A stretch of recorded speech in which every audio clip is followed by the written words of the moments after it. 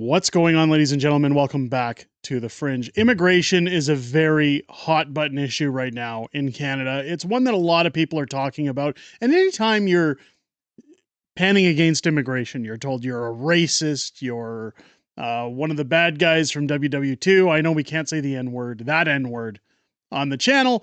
However, the people who are often arguing that don't understand the metrics. They don't understand the economy. They don't understand Canadian identity. People are initially fed up with what's happening in the country. The door's been left open. People are pouring in, as we're told by police chiefs that when the break-ins happen and when the crime rises, just comply, bro. Don't worry about it. The police will handle it, right? Because they handle it so well. In fact, as soon as they arrest somebody, they're out on bail. Your jobs aren't safe. You can no longer get a job. We're going to talk about that on today's video. But now, advocates virtue signaling to the Canadian government that Mark Carney should open the doors further. And it's going to happen, folks. In fact, I might as well come out at this point and say Mark Carney's already approved it because, well, yeah, I'm going to get to that later in the video. Don't make me jump the gun here. I want to show this video first that the pleb had posted. More Indians have immigrated to Canada in the last 5 years than all previous 100 years combined. Now, I'm not sure where he's getting that statistic. But if that is the case, that is absolutely insane. Now, this video does a really good job of explaining how this isn't about race. It's not about racism. It's who we're bringing in and what they're doing to the country. So I'm going to play this video. I want you to take a good look at it. And then we're going to share it out. This came from the Blonde Bigot, by the way. Another good X account that I recommend people follow. Let's take a look.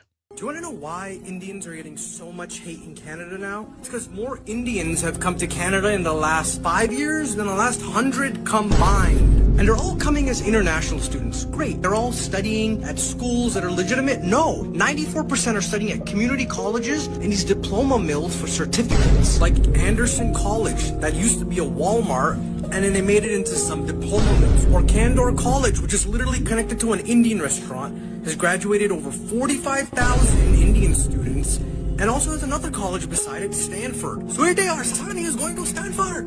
No, not the one in California, the one in Brampton or Todd. So we've seen this a lot. In fact, Pierre Poilievre's talked about this, that these schools need to be shut down, that people are getting fast-tracked for citizenship. Rebel News did an amazing expose in the Maritimes last year where they spoke with somebody who was grayed out over camera, showing their India passport and then talking about how as soon as they get off the plane, they're immediately taken to these schools or offices to work on getting their citizenship so that, again, they can vote, they can buy homes, they can stay. Their temporary foreign work is no longer temporary. College, where when you go on Google Street View, it was literally a mechanic shop 1 year ago. What is this school? What are these schools? I'm genuinely asking. Why are you coming to these schools? Or Sunview College, which is connected to some bar. Places like Lamberton College, which is connected to Queen's College, which God knows what that is. This is where the students were protesting because they failed all their classes. I don't know how dumb you have to be to fail classes at a diploma mill. I showed you like 5. There are 800. There are 800 of these just in Ontario. I don't know about the other provinces. I'm Toronto born and raised, and every brown kid I grew up with went to either U of T, York, or Ryerson. Alright? What the f is this? What are these schools? But the whole stereotype was, are you going to be a doctor, engineer, or lawyer? Now it's, are you going to be Uber Eats, DoorDash, or Lyft? India has some of the smartest people on the planet. I'm not even Indian. You know who taught me AP Calculus? A random Indian man on YouTube. We're not getting these geniuses, alright? We're literally getting deep rural villagers. That's why they're studying at these fake schools. Because they would never qualify for permanent residence without a little standing. Which is why the highest number of asylum seekers in Canada were international students from India. Illegal border crossings into the United States, only Indian international students. These dudes that are protesting in tents for PR when they went to these fake diploma mills, never seen before, only Indians. Have you ever seen job lineups for minimum wage that circle around the block? Millions, literally millions of villagers to compete with high school and college kids for jobs. That's why people are talking about pooping on beaches. Indians have been here forever. Never heard about pooping on beaches until now. Villagers. And you have these dudes dancing. Why are you dancing? And you constantly hear the exact same complaint. You know, sir, we are paying more than the Canada student. Indian international student paying double. Well, no Canadians are going to these schools, right? These are just Indian international students going to schools that only take Indians. And anytime you call out any of their oh, you hate us because you ain't us. You know, you are jealous of the Indian. Google CEO is Indian. Well, the Google CEO went to Stanford and Palo Alto, all right? You went to the fake Stanford in Brampton. You're not the same. So this video nails it on the head. It's villagers. You're bringing in the bottom of the barrel into the country. This is where we've talked about vetting before and why it's so important. This is a lot of the hate that Donald Trump got when he was talking about, we need to build a wall, okay? And it's going to be a big, beautiful wall. It's going to have a door that you come through and people are going to come here legally. Sorry, I had to do the Trump. I love doing the Trump for you guys. He got a lot of heat when he was talking about the illegal immigration coming into the country, that they have to vet who comes in. They have to know who's coming into their country. And this man covers it very well in this video when he says, look, people who came in that wanted to be doctors, that wanted to be lawyers, that actually wanted to get educated. When we talk about the temporary foreign work program, that's just a masking for bringing in people that are subpar for Canada and allowing them loopholes to escape through the system in order to go on a welfare state. This is why you have unqualified Indian truck drivers. This is why our youth can't get any jobs. This is why things can't move forward in our country and people can't afford homes. People can't do it. These guys all live 16, 17, 18 people in a house. They can afford a $600,000, $700,000, $800,000 house, $1 million home when they're all working at McDonald's. They don't mind because they've been brought into Canada to, as this guy says, poop on the beaches, behave like vagrants. It gets worse than that, and the quality of people is something we have to show. This happened in Toronto. If you think that I'm saying, hey, you're just a racist guy, you don't understand Indian culture. You don't understand. We're giving them the lottery of life. Look at this. Indian man gets called out for taking a piss on somebody's store in Toronto.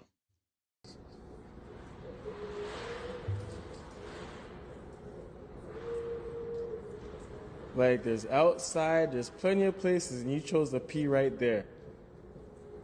Just right there in front of me. I want to see this. You know you're weird for that, right? So there's part of the problem. I'm not going to make you guys continue to watch this, but here's part of the problem. The guys who have their phones that go and immediately pull it out and they say, hey, enough is like, oh, I got to see this. You know you're weird for that, right, bro? Put your phone down and go smack the guy in the head and say, you don't do this in my country. Get the hell out of here. Everybody's so quick to get on their phones and record it, and rightfully so. We wouldn't have that content. And I know people are probably already typing in the chat, hey man, you wouldn't have it if that guy didn't pull out his phone. I'd rather not have the content and not have to deal with this in our country. Go give the guy a smack and tell him, stop it. If you want to behave like that, go back to your shithole that you came from. This is another big problem. Table Salt tweeting out another home invasion in Ontario. They allegedly ran into a 29-year-old female's car, kidnapped her by throwing her in a van, stole her keys, went to her home, shot her dad. This is out of control, and this guy's already out on bail. Tamara Leach and Chris Barber, by the way, might be going to jail for 7 to 8 years in less than 30 days.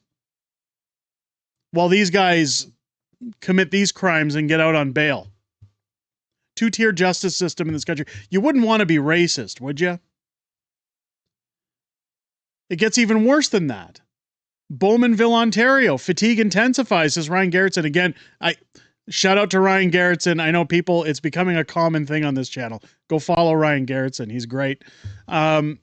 This was happening last year. They're in the waters taking our fish that are protected.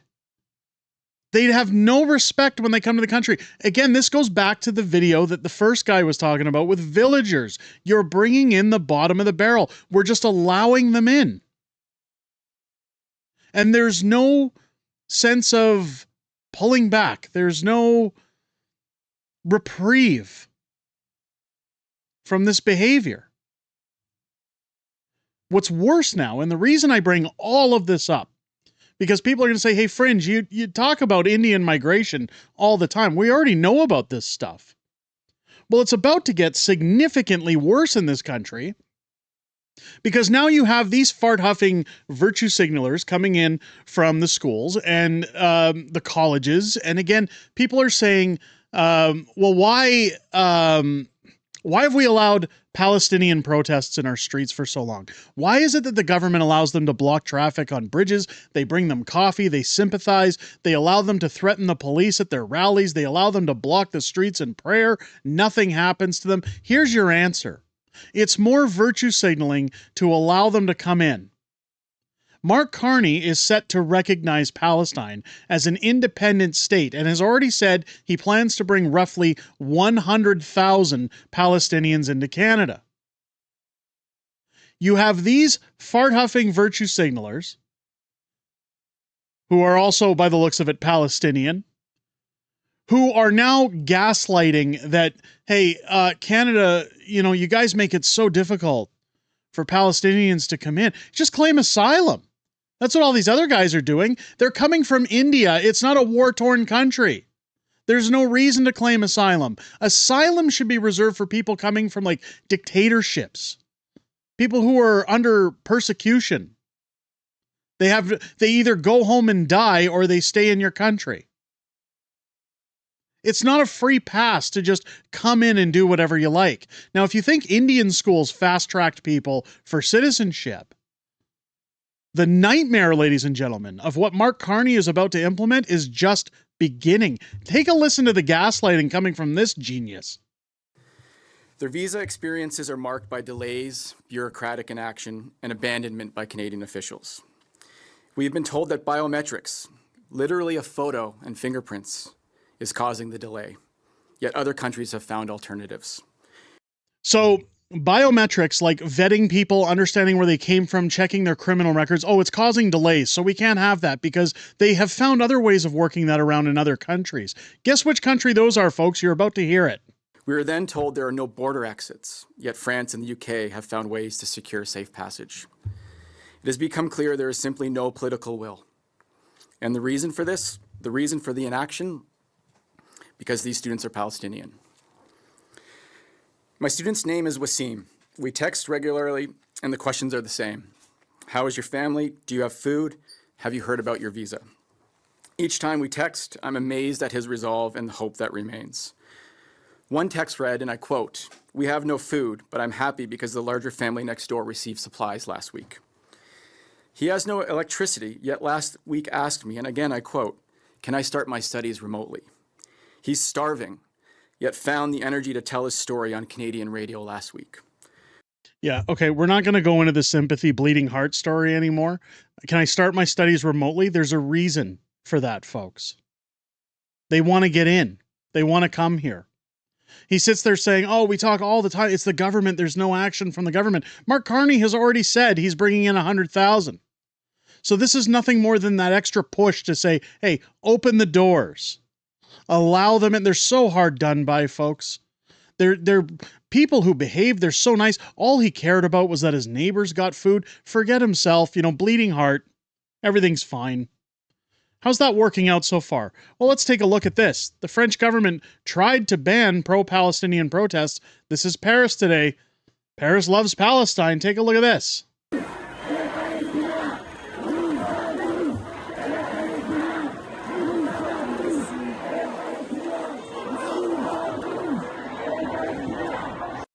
Is this what we want in Canada? Is this Canada's identity? Is this what we need here? Before you say hell no, because I know you will, take a look at this video. This is Paris in 2025 as a result of everything that happened. I can't show you what happens in the UK because I might get thrown in jail and extradited. I'm not allowed to talk about them because they don't want the truth getting out. Take a look at what's going on in Paris. I can't play the video because there's this weird techno music going on in the background. We don't want to get a copyright claim, but take a look at the streets here. These are common tourist areas that used to thrive in Paris under tourism. Now, say what you want about France or Paris or anything else, to each their own, but this is what bringing in migrants without vetting people, without allowing some form of cultural identity within your country has done to Paris, a once beautiful city. You have artworks there centuries old. You have the Eiffel Tower. You've got history in this city all being erased by progressive PC politically correct activists.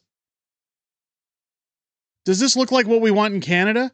Oh, they just wanted to start their studies, ladies and gentlemen. All they wanted to do was go to school. All they wanted to do was be a part of our society. These people, yes, I said these people, they come here not to learn. They don't come here for a better lifestyle. They come here because the doors have been left open. And they plan to turn our country into the same shithole that they came from to begin with. They don't respect our laws. They're given a free pass on our laws by our governments. They're allowed to sit on their ass while being given thousands upon thousands of dollars a year out of taxpayers' pockets because we're just a welfare state. This is what we promote in Canada. And if you dare speak up about it, folks, you're a racist. I would urge every single person watching this video to forward this video out on your socials, forward it to your MPs, forward it to your local councillors in city, your mayors, your premiers, your MPs, your MPPs. Send this their way and ask them, what the hell are you doing? When are we closing the doors? I can't survive in my own country anymore. I don't want Canada's identity erased. There's nothing racist about wanting your own identity in your own country. Anybody who tells you different is gaslighting. They don't care about what you have to say. They don't care about your values. They don't care about your country. These are people actively trying to destroy your country for the betterment of their investments, their portfolios, their votes, so that they can stay in office and keep sticking their snout in the trough. It's high time the government has some form of accountability as to why Canadians' lives aren't going to get better anytime soon and why they're all at risk by bringing in these potential nightmares into our country. Let me know what you guys think down below. If it's your first time here, I sure hope this video has earned your subscription. As I said earlier, make sure to leave a thumbs up or a comment down below. YouTube absolutely hates when we talk about this stuff. A comment, a thumbs up helps push it past YouTube algorithms, especially if you share it on your socials. It tells people this is worth checking out. This is worth getting the information on. Ask your colleagues, is this really what we want in Canada? Is this what we're prepared to deal with? Because once that Pandora's box is open, ladies and gentlemen, it's very difficult to close it. And it's very difficult to go back to the way things were. Join me on the channel now twice weekly for Unhinged Fringe on Wednesdays, Friday Night Fringe on Fridays, as I'm joined by multiple co-hosts, including the beautiful Mrs. Fringe. We talk about everything that happened this week in politics. We sometimes have memes, we laugh a little, we try to stay positive, at least as much as we can in these times. But we also get to hear from you guys outside of making these videos. I always look forward to hearing what you guys have to say in those live streams. I most importantly look forward to hearing what you have to say this Wednesday and Friday, starting at 6 p.m. Pacific, 8 p.m. Central, here on the channel. With that said, ladies and gentlemen, I hope you enjoyed this video. I hope you have a great rest of your day. I'll catch you on the next one.